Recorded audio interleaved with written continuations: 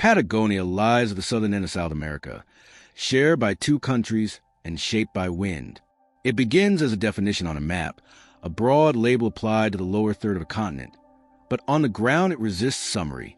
It is larger than the idea attached to it, larger than expectation, larger than comfort. In sheer area, it stretches farther than most nations in Europe. So if you want more journeys into the unforgiving, the beautiful, and the unknown, subscribe. Hit that button and join us as we explore the places that don't fit on postcards. Yet holds only a scattering of people, roads, and lights. How does a place this empty carry so much weight? From above, Patagonia reveals itself not as a single landscape, but as a long argument between extremes. To the west, the Andes arrive fractured and violent, their peaks splintered into serrated spires, their slopes crushed under ice. To the east, the land collapses into plains so wide and bare that distance becomes difficult to judge. Between them, the wind has a clear path, running unobstructed from ocean to ocean, shaping everything it touches. Here, wind is not weather. It is structure. The Andes in Patagonia feel different from the mountains farther north. They are not young or triumphant. They look worn down, stripped of excess, carved to their hardest edges. Entire sections have been bitten away by ice fields that spread like frozen inland seas. These ice fields feed glaciers that slide slowly toward the lowlands, creaking, cracking, carrying centuries inside them. When they fail, they do not do so quietly. Ice breaks loose in slabs the size of buildings, collapsing into opaque blue water. The impact echoes across empty valleys. Then the sound dissolves, absorbed by space. Beyond the glaciers, the land gives up its drama abruptly. Forests thin, slopes flatten. The steppe begins without warning. Patagonia's eastern half is a place of subtraction. Vegetation drops to knee height. Color drains into muted browns and grays. The horizon stretches so far that movement feels abstract, like watching clouds rather than people. Roads cut straight lines across the plain, not because of efficiency, but because there is nothing to bend around. No hills, no rivers wide enough to matter, just distance. This is sheep country, though even that word feels generous. Estancias sit dozens of kilometers apart.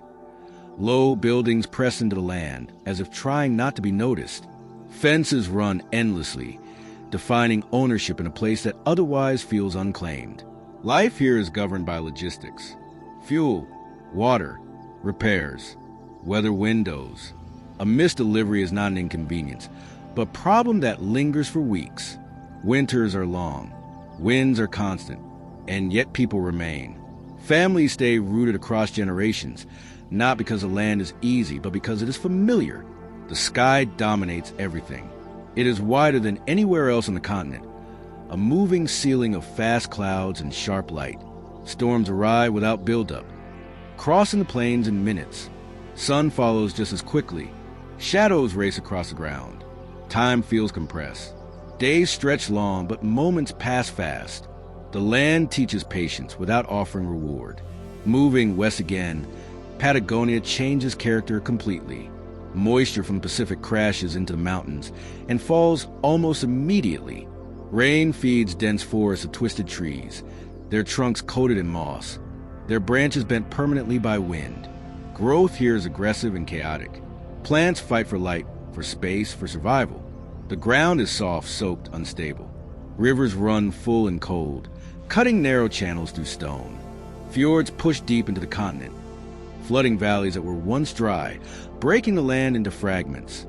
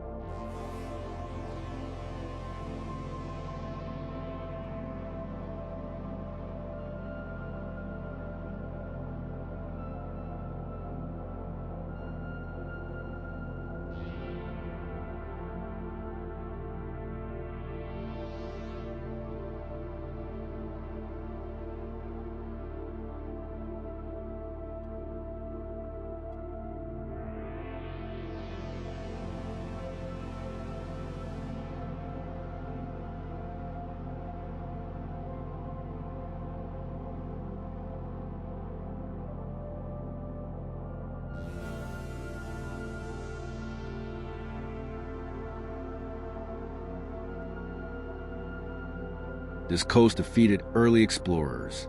Maps were guesses. Channels ended abruptly. Rocks hid just below the surface. Ships vanished without record. Even today, the region feels resistant to certainty. Navigation is slow. Settlements are sparse. Villages cling to protected inlets, dependent on the sea for access. Roads, where they exist, stop suddenly, swallowed by forest or water. Beyond them, movement is measured in tides and weather forecasts. Farther south, the continent narrows. Patagonia begins to feel compressed, squeezed between ocean and sky. Mountains lean closer to sea. Glaciers descend almost to the shoreline. The boundary between land and water loses clarity. Towns here feel provisional, as a place temporarily, awaiting a final decision from the elements. Ports serve as lifelines, not hubs. Goods arrive by ship. People leave the same way. History sits heavy in this region, though it rarely announces itself. Indigenous peoples lived across Patagonia long before borders existed, moving with seasons, tracking animals, reading weather patterns invisible to outsiders. Their presence has been reduced to fragments, names, artifacts, stories recorded too late. Later came expansion from the north, driven by land hunger, by livestock, by the idea that emptiness meant availability. Campaigns were waged. Territories were claimed. Silence followed. In the 20th century, Patagonia became a proving ground for ambition. Railways were planned to tame distance. Ports were expanded to extract wool, oil, minerals. Some projects succeeded briefly, then collapsed under cost and isolation. Others endure, operating quietly at the edge of profitability. Oil fields puncture the plains with machinery, their flares burning against the dark. Industry here does not dominate the landscape. It punctures it, then withdraws. The farther south one travels, the more pronounced the feeling of nearing an edge. Trees shrink, weather worsens, infrastructure thins. The land sheds complexity, returning to basics: rock, water, wind, ice. Roads become fewer and rougher, sometimes disappearing entirely. Travel slows. Detours become permanent. Schedules lose meaning. Along the southern channels, mountains fall straight into the sea, offering no beaches, no gradual descent. Ice clings to shaded slopes year-round. Storms roll in without warning, flattening waves and visibility at once. This is not a place that tolerates error. Survival depends on preparation and restraint. Yet even here, human presence persists. Small communities endure in isolation, connected by radio, boat, and shared necessity. Lives are lived at a reduced scale. News arrives late. Trends do not reach this far. What matters is immediate and practical. Heat, shelter, fuel, connection. Patagonia's power lies not in spectacle alone, but in continuity. The land does not change to accommodate observation. It remains itself whether watched or not. Glaciers advance and retreat. Winds scour the plains. Forests grow, burn, and regrow. The human timeline feels brief in comparison, almost intrusive. As the region stretches onward toward colder seas and shorter days, the sense of movement becomes less about destination and more about endurance. Each kilometer south feels earned. The map thins. Names become fewer. The land grows quieter, not in sound, but in density. There is less to interrupt the eye, less to distract from scale. Patagonia does not resolve itself. It does not offer a final image that explains everything before allowing you to leave. It remains open-ended, unfinished, as a continuing beyond the limits of perception. Wind still moves across the plains. Ice still breaks from the glaciers. Roads still run straight into distance, asking not where you're going, but whether you are prepared to keep going. South of the settled steppe, Patagonia begins to narrow not just in width, but in tolerance. The margins tighten. Options disappear. What was once choice becomes necessity. Routes funnel toward a few crossings, a handful of passes where mountains briefly loosen their grip.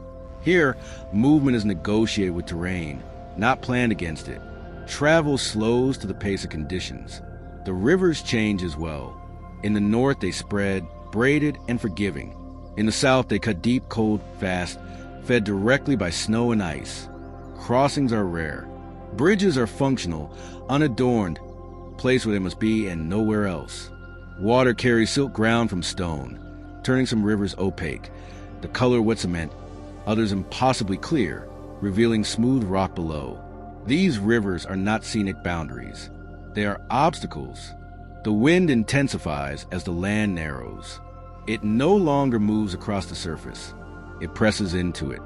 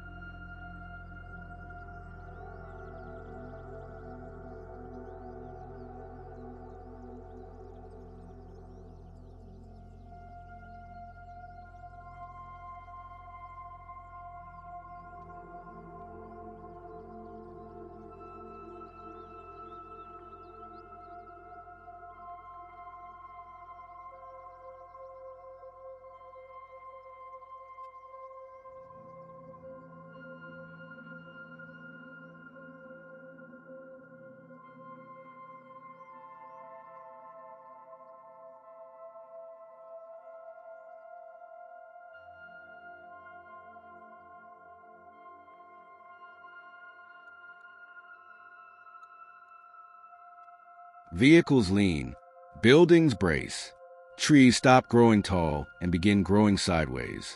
Flags tear themselves apart. Sound carries oddly, voices pulled thin, words stolen mid-sentence. Silence here is not the absence of noise, but the dominance of one sound over all others. Beyond the last wide plains, foothills rise abruptly. The transition is sharp, as if someone lifted the land without smoothing the seam. Gravel gives way to exposed rock. Vegetation thins again, then disappears altogether. Snow lingers in shadows long after summer begins elsewhere. Roads climb slowly, deliberately, cut into slopes where there is no alternative path. Switchbacks stack tightly. Guardrails, if present, feel symbolic. In these higher zones, weather loses predictability. Clear skies collapse into fog within minutes. Snow can fall without warning, even when the calendar insists otherwise. Travelers learn quickly that schedules are suggestions. Plans bend or break. Waiting becomes part of movement. There are valleys here that feel misplaced, pockets of unexpected softness amid severity. Meadows fed by glacial melt bloom briefly, intensely, then fade. Wildlife gathers in these narrow corridors. Guanacos move in loose formations, alert but unhurried, shaped by long familiarity with open danger. Condors circle above, patient, conserving energy, reading the air with precision. Life here wastes nothing. Farther south still, forests return but altered. Trees grow shorter, denser, their forms compacted by wind and cold. Branches interlock, creating walls that block movement as effectively as cliffs. Light filters through in fragments. Trails vanish quickly without maintenance. Off-path travel becomes slow, physical, exhausting. This is land that resists shortcuts. Human infrastructure grows, sparse again. Settlements appear suddenly, then disappear just as fast. A cluster of buildings, a fuel pump, a school with a small playground bolted to the ground against wind. Then nothing for hours. Distance stretches not because it is long, but because it is empty. Along the southern reaches, the sea reasserts itself. The Atlantic presses in from the east, colder and rougher than farther north. The Pacific continues as assault from the west, fractured by islands and channels. Patagonia becomes maritime again, but without softness. Waves are heavy, tides strong, harbors few. Ports are chosen by necessity, not comfort. Fishing here is not an industry of abundance. It is narrow, regulated by season and weather. Boats wait more than they move. Crews learn patience early. Losses are absorbed quietly. The sea gives little warning and offers no apology. As latitude increases, daylight shifts dramatically. Summer days stretch long, shadows barely forming before retreating again. Work continues late, driven by light rather than clocks. In winter, darkness compresses activity. Movement slows. Interiors become central. Survival turns inward. Fuel becomes a constant concern. Heating is not optional. Energy infrastructure is functional and exposed. Pipelines and tanks sitting in open land, vulnerable to cold and corrosion. Breakdowns are not inconveniences. They are threats. Communities stockpile, plan redundancies, share resources when necessary. Isolation fosters cooperation, not romance. Patagonia also carries borders, though they feel artificial against scale. Lines drawn on maps cut across plains, rivers, mountains. Checkpoints sit alone in open land, flags snapping violently. The sense of crossing is less about culture than jurisdiction. The land does not acknowledge the transition. History deepens in these southern latitudes. Expeditions pass through chasing passages, routes between oceans, dreams of shortened trade. Many failed. Some succeeded at great cost.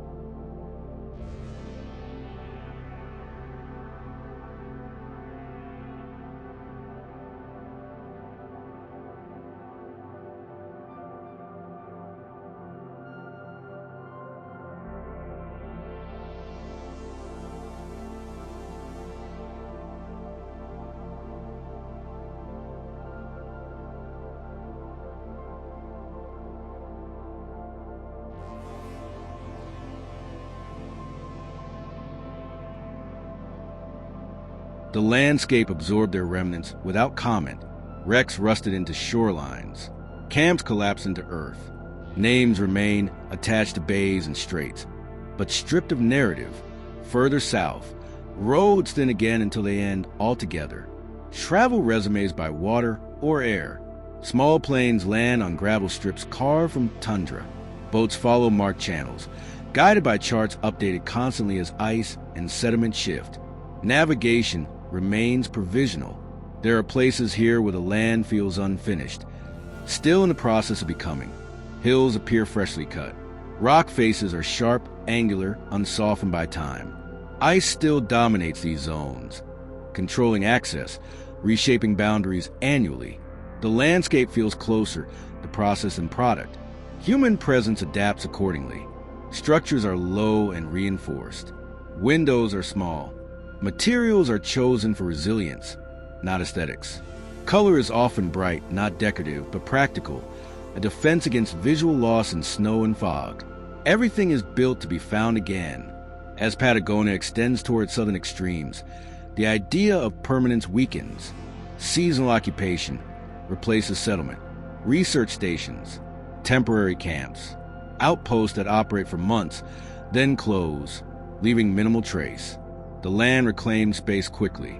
Paths fade, footprints vanish. Only larger interventions persist, and even those erode. The wildlife shifts subtly. Species thin out. Numbers decrease. Adaptations become more extreme. Birds nest close to the ground. Mammals grow dense coats. Behavior prioritizes energy conservation. Survival margins narrow. There's a point where Patagonia no longer feels like a destination. It feels like a corridor, a passage between continents, climates, eras. The land points southward, toward colder oceans and shrinking landmass. Everything seems angled toward departure. Here, the horizon shortens. Clouds hang low. Weather feels heavier, more deliberate. Storms linger longer. Clearing takes effort. Waiting becomes habitual. Time stretches, Not because nothing happens, but because everything happens slowly. Even so, movement continues. Supply lines hold. People arrive, leave, return. Knowledge accumulates quietly. Routes improve incrementally. Patagonia does not open itself all at once. It yields information gradually, through repetition and exposure. The farther one travels, the more the land strips away excess expectation. There is less to interpret, less to frame. What remains is function, terrain, weather, distance. The basics reassert themselves. And still, the land does not conclude. It keeps extending, narrowing, breaking apart into channels and islands, fragments scattered across cold water.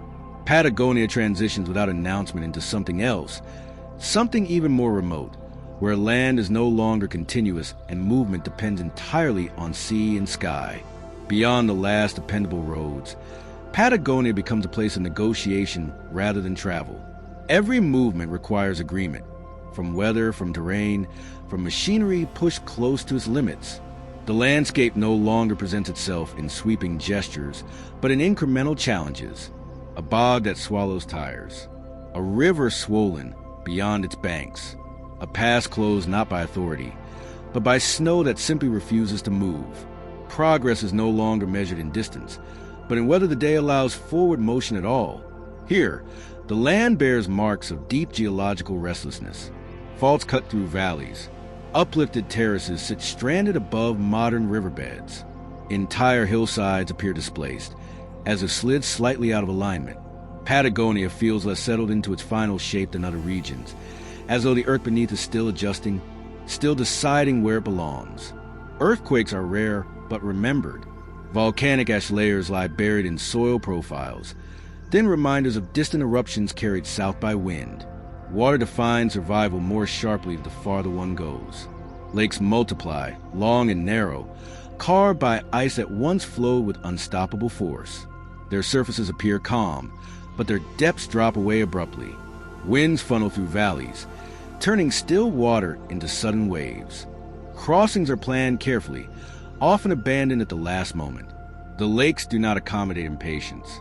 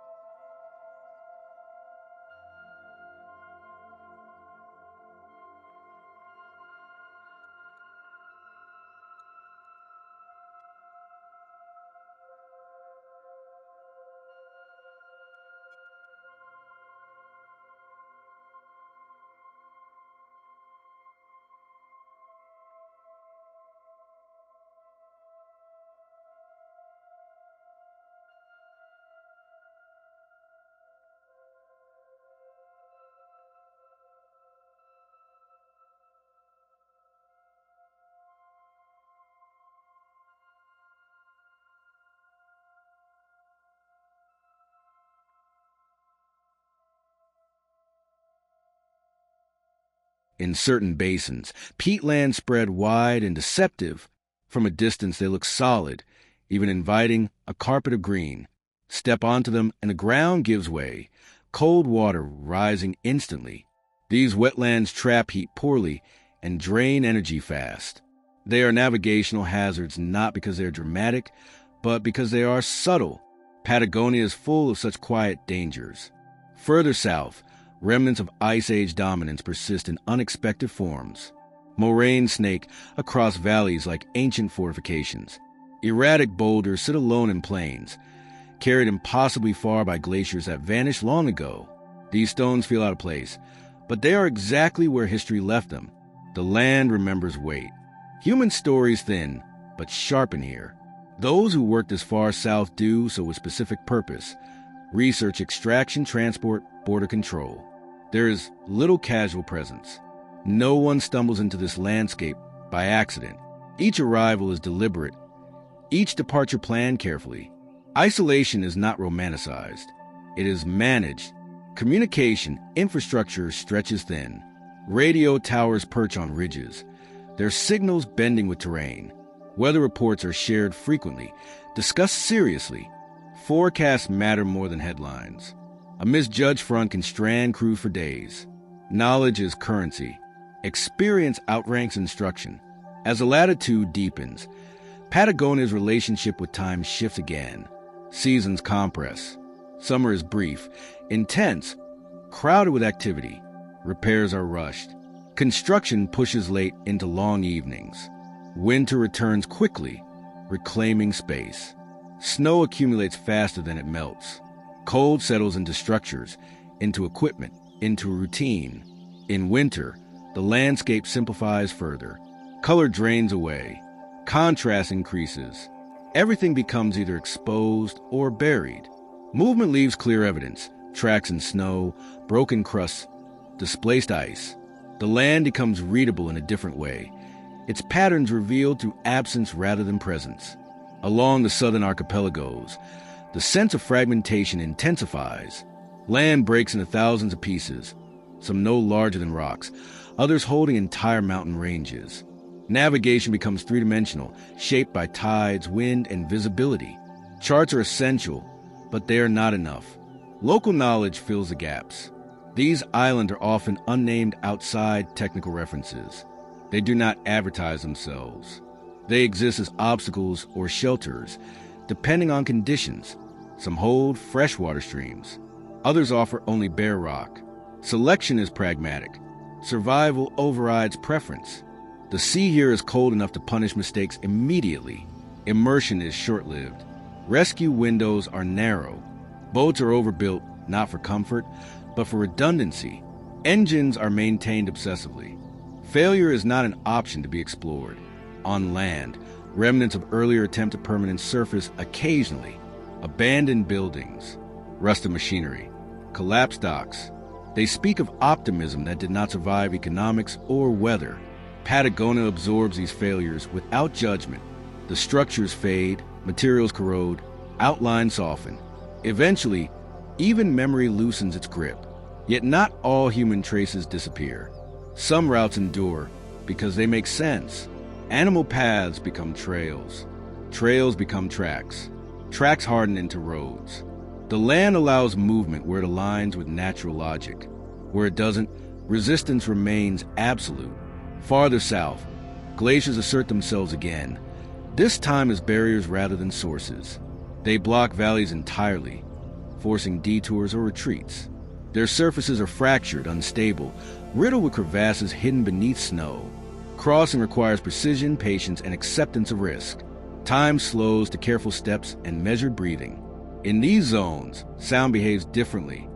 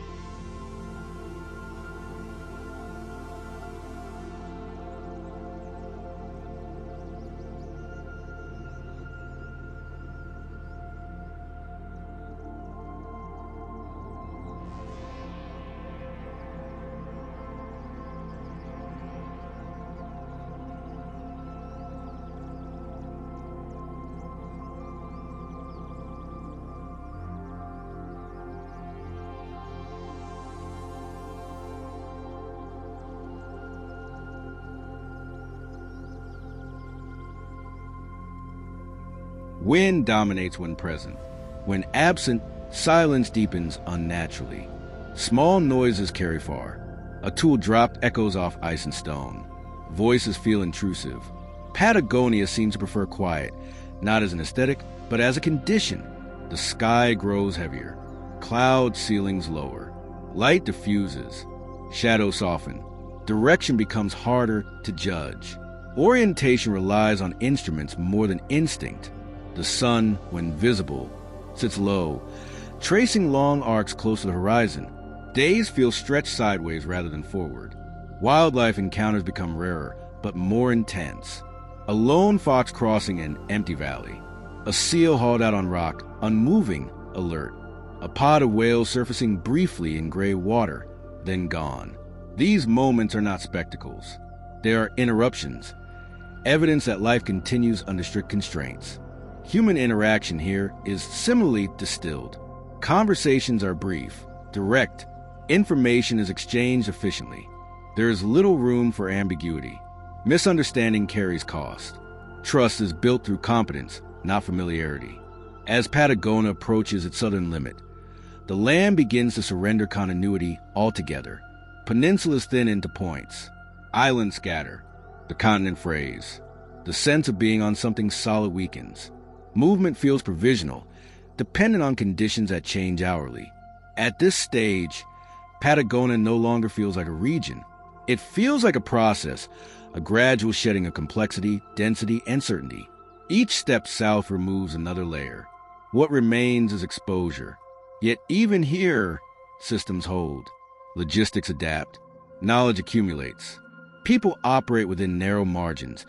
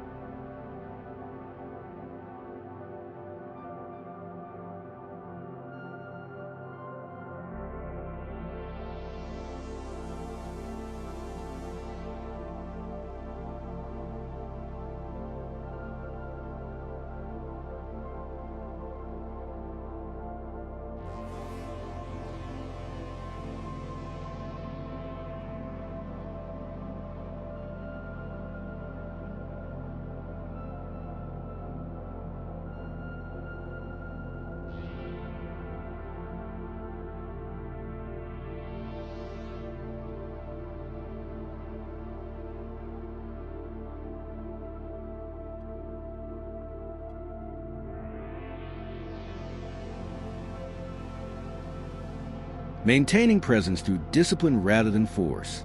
Patagonia does not defeat them. It simply requires everything they have. There is still farther to go. The land continues breaking apart, giving way to colder waters and harsher latitudes. Patagonia does not announce when it ends. It simply thins until land becomes suggestion, then memory. And still, the movement south is not finished. At these southern latitudes, Patagonia begins to feel less like territory and more like exposure. The land no longer offers variety. It tests limits. Wind strips warmth from the body faster than thought can register it. Moisture finds every seam. Metal becomes brittle. Plastic cracks. Human design shows its weaknesses quickly here and adapts only through repetition and failure. The ground itself changes character again.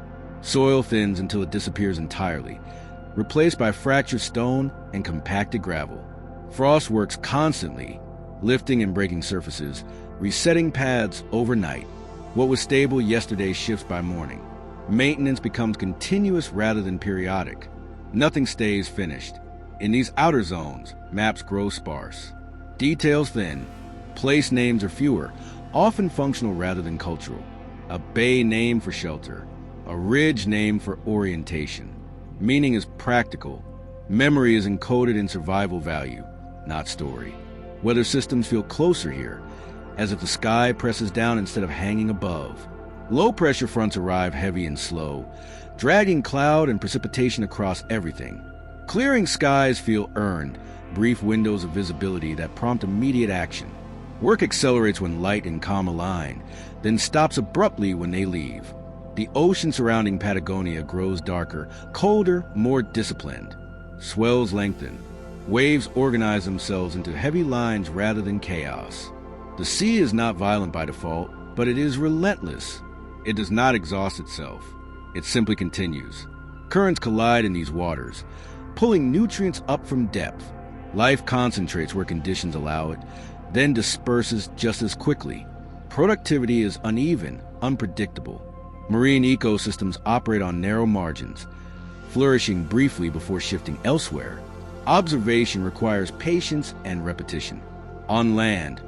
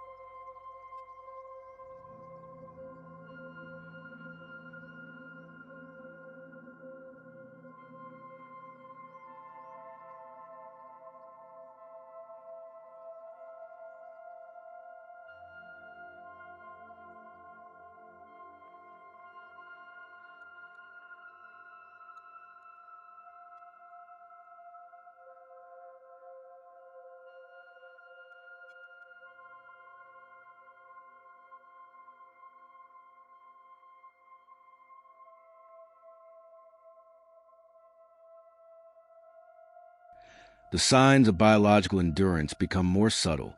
Lichens cling to rock, growing millimeters over decades. Moss fills depressions where moisture collects. Nothing here rushes. Growth is conservative, calculated, persistent. Survival is slow, but it is thorough. Human presence adapts to this tempo. Schedules loosen. Long-term planning replaces immediacy. Equipment is chosen for repairability rather than efficiency. Redundancy is built into everything. Failure is assumed, not feared. Further south, aviation becomes essential. Small aircraft bridge distances that roads never will. Airstrips appear as flattened scars in the land. Gravel compacted just enough to allow landing. Flights are timed precisely. Payloads are limited. Weather dictates everything. The sky becomes both pathway and barrier.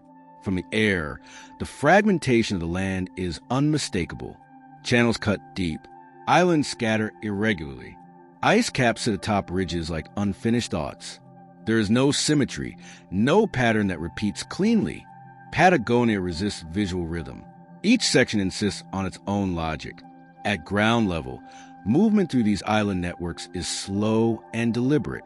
Boats weave between rocks and kelp beds. Navigation markers are sparse. Tides reshape routes constantly. Local pilots read water the way others read terrain. Tracking color, texture, movement. Winter pushes hardest here. Ice forms not in dramatic sheets, but in persistent layers that accumulate unnoticed until movement becomes impossible. Surfaces turn treacherous. Machinery strains. Human error narrows margins further. In these months, retreat is often the only viable decision. Darkness alters perception. Without visual reference, distances compress. Sounds feel closer. Isolation intensifies. Artificial light becomes precious, rationed, maintained carefully. Batteries are monitored. Generators are protected like vital organs. Despite this, routine persists. Measurements are taken. Data logged. Supplies checked. Tasks repeated.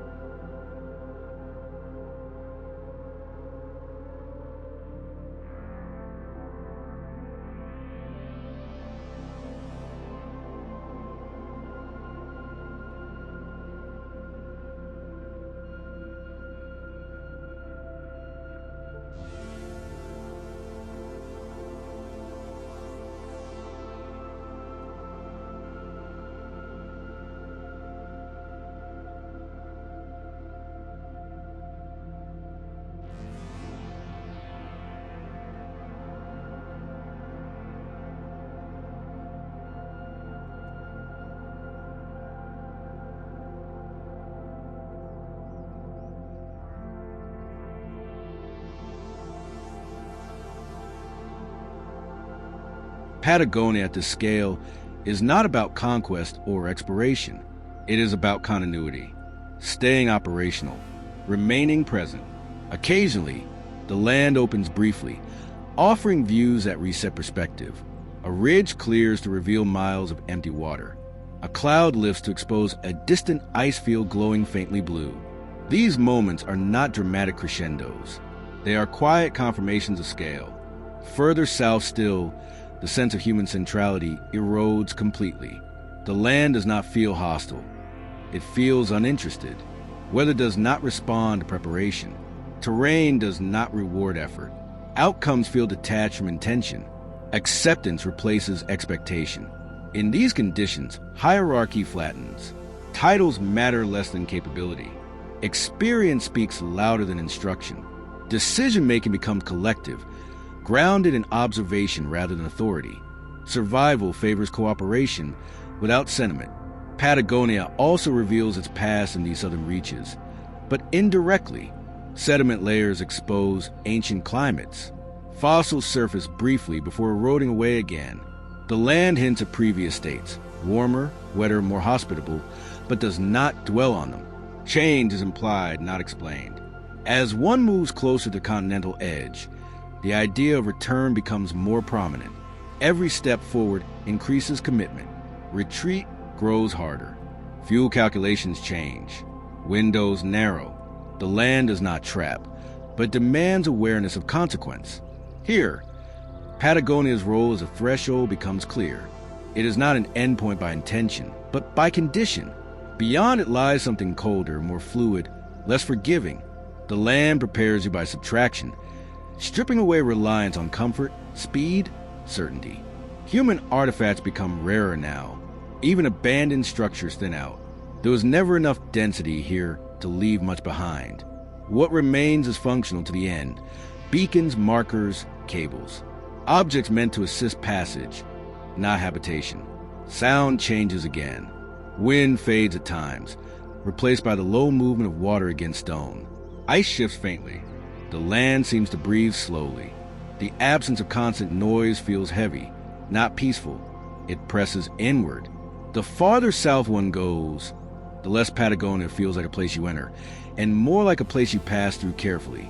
It does not invite lingering. It does not repel either. It simply continues, indifferent to pace or purpose. And still movement persists. Boats depart when they can. Aircraft lift off when conditions allow. Footsteps mark brief progress across ground that will erase them quickly. Patagonia does not record presence. It allows it temporarily. The land continues thinning, breaking, cooling. There is no clear marker ahead, no sign announcing a transition. Patagonia does not end with a line. It fades gradually into colder water, harsher air, and silence that deepens rather than resolves. The journey south is still unfolding.